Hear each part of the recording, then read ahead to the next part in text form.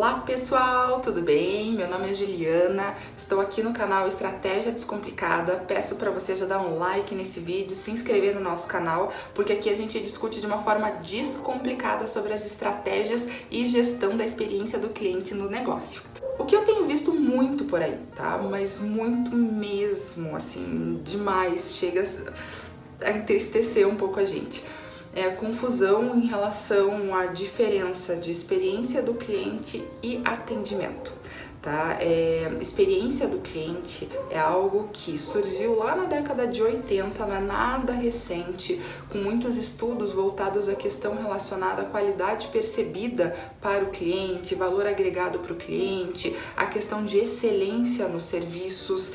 Envolveu lá na década de 90, com estudos da Bittner, a relação do ambiente, dos estímulos sensoriais na percepção de fato dos consumidores, dos clientes, na vivência dessa experiência.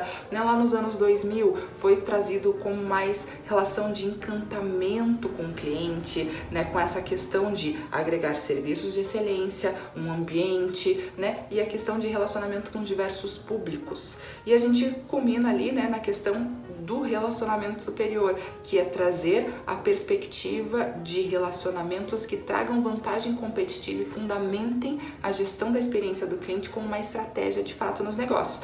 É isso, inclusive, que eu discuto aqui no livro. E é a base da minha tese, afinal é dali que eu estudei tanto para ter esse conhecimento que eu tenho hoje de gestão da experiência do cliente. Agora, a partir do momento em que a gente faz confusão em relação à experiência do cliente e atendimento, é porque a gente está numa perspectiva em que a gente não entende de fato o que são os touch points, ou seja, o que são os pontos de contato em relação ao cliente com a marca da empresa. Mas vamos começar do começo, tá? O que são touch points? Touch points nada mais é do que todos os pontos de contato do cliente com a empresa. Todos. E a experiência do cliente nada mais é do que a vivência desse cliente durante todos os contatos que ele tem em todos os canais e momentos e pontos de contato com a marca. A grande questão é que pontos de contato, tanto na literatura quanto no dia a dia desse consumidor, afinal é o que ele está vivenciando ali na prática, não é apenas a questão de relacionamento falado, isso é a interação que ele vai estar tendo com a empresa.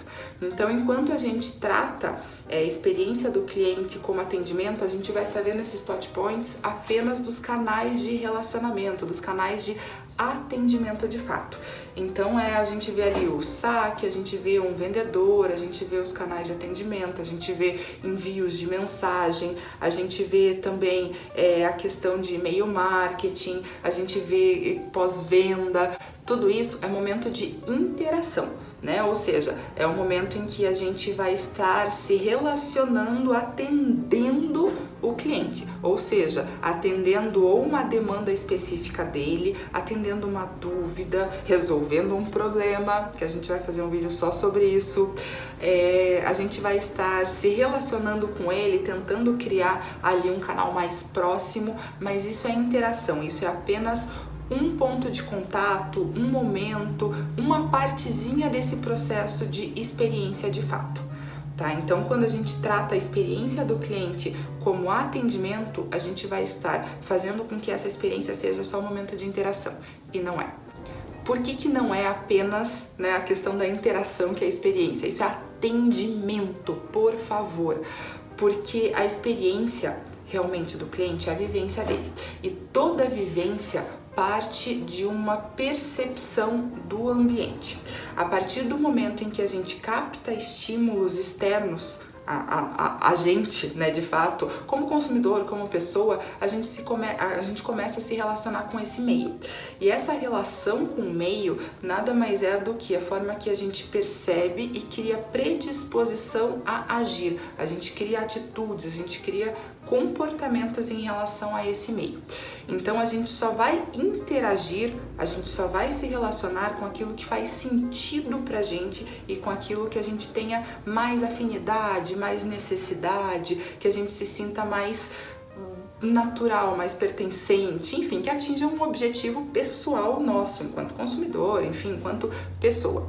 E é isso que o consumidor realmente quer em relação a uma empresa. Então, um ponto de contato também é um ambiente de loja, né? Ou seja, é o momento em que ele olha e diz, uau, ou não, isso daqui não é para mim.